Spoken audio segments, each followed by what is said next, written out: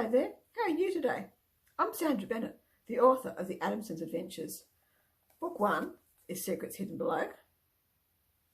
Book 2 is A Lighthouse in Time. And Book 3 is my latest adventure, Fossil Frenzy. It's set in the drought-stricken present of the Queensland outback, where the only hope for the family farm to survive is buried in the past. And today I'm going to read for you from the first chapter. I hope you're comfortable. Sit back, relax and enjoy. Race to the waterhole. Luke, Claire and I raced across the dry earth. Luke rode a small quad bike to my left. His body leant into the handlebars, but I could still see through his helmet. He gritted his teeth as he tried to race ahead of me. I could feel Claire whizzing past me on the right. She laughed as the wind blew her hair behind her helmet. Her laughter told me she was having fun too. I pushed forward hard on the throttle. The engine roared into action. We all strived to reach the waterhole first. Dust billowed us behind us. The red earth was dry from years of drought. There wasn't much feed for the sheep or cattle, and even the kangaroos were thin and desperate. If rain didn't come soon, more cattle would have to be sold. Or even worse, Uncle Tom's farm might have to be sold. None of us wanted that to happen. It was heartbreaking. A mob of kangaroos looked up from grazing the remaining bits of spinifex. First one, and then the rest scattered. They crisscrossed on our path in their confusion. "Slow down!" I shouted at Claire and Luke. "It's not worth hitting a roo and falling off." Claire hesitated and braked for a moment, but Luke revved his engine and raced on ahead. That split second of hesitation from Claire and I was all Luke needed to get ahead. The roos bounded off into the distance. Claire and I both raced to catch up to Luke. Luke reached the waterhole first. He stopped under the one remaining gum tree that provided the only bit of shade. The tree's white bark stood in stark contrast against the red cracked earth and cloudless blue sky. He jumped off his quad and pumped the air with his fist. "Yes, I won!" Luke jumped up and down until Claire and I came to a standstill beside him. "You cheated!" Claire jumped off her quad bike, took off her helmet, raced over and shoved Luke. "Did not!" he pushed back. "Did too! You didn't slow down for those poor confused kangaroos." Claire swept the hair from her face and placed her hands on her hips. It was just like that time on the beach near the lighthouse. Claire argued then about not wanting to follow anyone back into the dark cave. Now she was about to argue again about the protection of kangaroos. Claire always put safety first above Luke's carefree attitude. "They were fine," Luke laughed. "They weren't about to get in the way. Kangaroos may be scatterbrained, but they do know when to hop in another direction, especially when a bunch of kids are racing towards them on quad bikes at lightning speed." As he laughed again, he coughed and spat.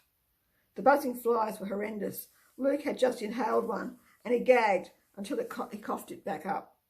"The dust cloud confused them," Claire continued, ignoring Luke spluttering in front of her. The wind swept the dust cloud towards them. It was hard for them to see which way to go. She waved a horde of flies away from her own face. "We're all okay. That's the main thing." I stepped between my bickering brother and sister to prevent the fight from continuing. Luke poked his tongue out at Claire. She did the same thing, and then folded her arms and turned her back on him. I handed Luke the insect repellent and grinned as he snatched it and dabbed furiously around his forehead and down under his chin. While my brother and sister stood and huffed in silence, I grabbed my water bottle from my backpack. I poured a bit of water over my hands and wiped my grimy face before gulping down half the bottle. I tried to hand the bottle to Luke, but he pushed me away. He searched for his own water bottle in the bag he had tied to his quad bike. Claire shot another warning glance at him before she too stepped back around the other side of her bike to find her water. After she drank, she slapped on another covering, a sunblock, across her face and arms. We all needed to reapply the white stuff at regular intervals. It was so hot out here, you could feel the sunscreen dripping and melting off your body faster than usual. It was just as we had suspected. The waterhole was bone dry. Luke kicked at the dust It billowed in our faces. "Cut it out!" Claire gave Luke a look as stern as Mum when Luke had been caught doing something he shouldn't. Quite a few bones were scattered around the dry lake. At first glance, I couldn't tell if they were kangaroos, sheep, or cattle bones. It didn't matter. The place looked like a graveyard. A goanna chewed at a kangaroo carcass. The stench almost made me heave, but at least it was feeding. It was the only way he would survive and stay hydrated in the heat out here. A wedge-tailed eagle circled above, eager for a chance to swoop down on the dead prey and feast too. "Should we go and check on out the other water hole, Zach?" Claire wiped her mouth with the back of her hand after another gulp of water. I looked towards the horizon. "Guess we've got time. No sign of the storm bomb as predicted," I nodded. "As long as we're back at the homestead before the rain does come," Claire agreed. "If it comes," Luke added. "The Bureau of Meteorology hasn't exactly got it right yet. There has been no rain out here for years." "Let's go then." Claire jumped onto her quad bike, revved the motor and was off, speeding across the dry waterbed before Luke and I could start. "Cheat!" Luke shouted as he pushed on his throttle and raced ahead. "Here we go again." I tried to stay close behind Luke, probably too close. Luke rode straight through a patch of fresh cow dung. It flung back and sprayed right into my face. "Gross! Thanks a lot, mate," I shouted as I wiped it away as best I could. Nothing like the smell of fresh cow dung on your face in the afternoon heat to remind you you're in the country. The second water hole was bone dry too. Things looked grim. There wasn't much feed left anywhere for the stock. Even the wedge-tailed eagle had followed us in search of water.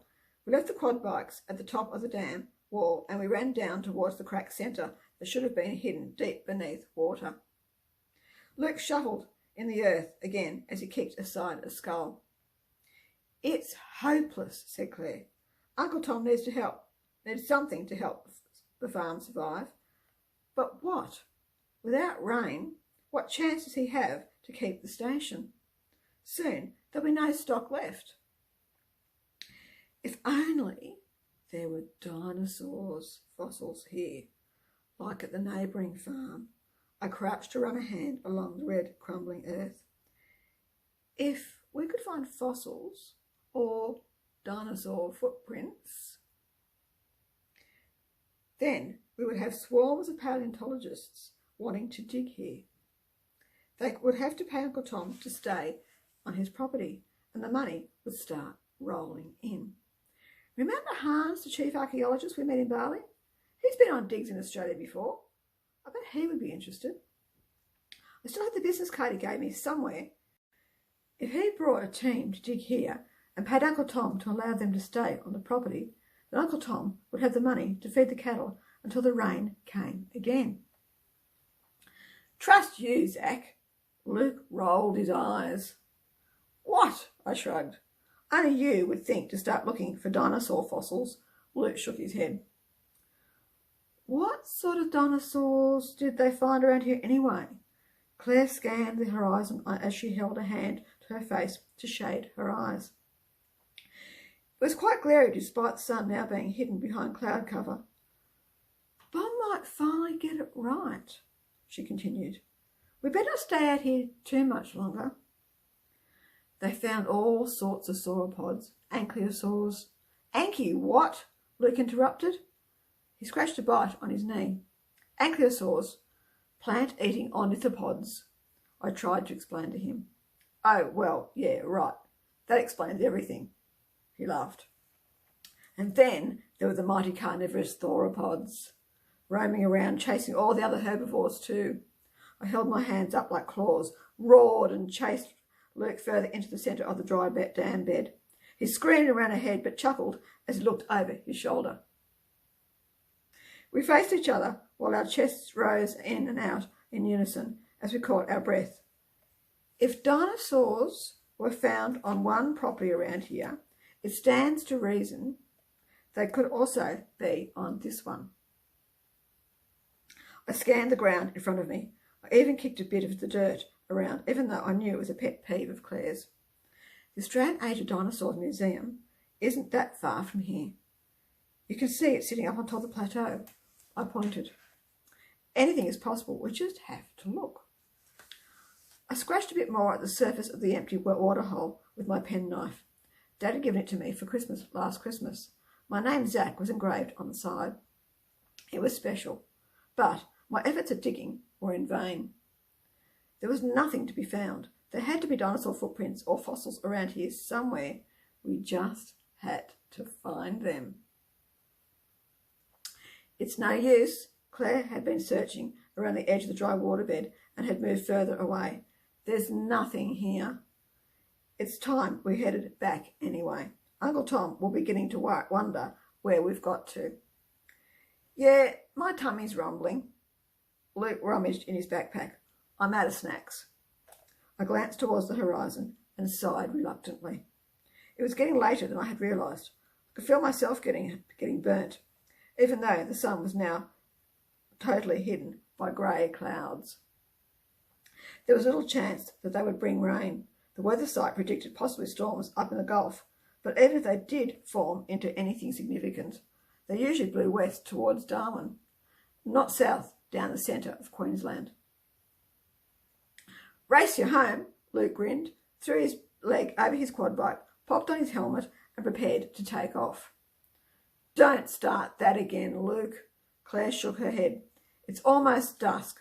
There will be more kangaroos around looking for food. You'll need to be careful. Luke sped off in a hurry anyway. Typical, he never could listen to the voice of reason. Claire simply shrugged and took off after him. She seemed to take it upon herself to play mum these days whenever our parents weren't around. Luke appeared to have a knack at finding trouble. Or did trouble find him? Either way, this trip, I think Claire was determined to keep him out of it. I didn't blame her. I hadn't been good at keeping us out of trouble. Maybe she could do better.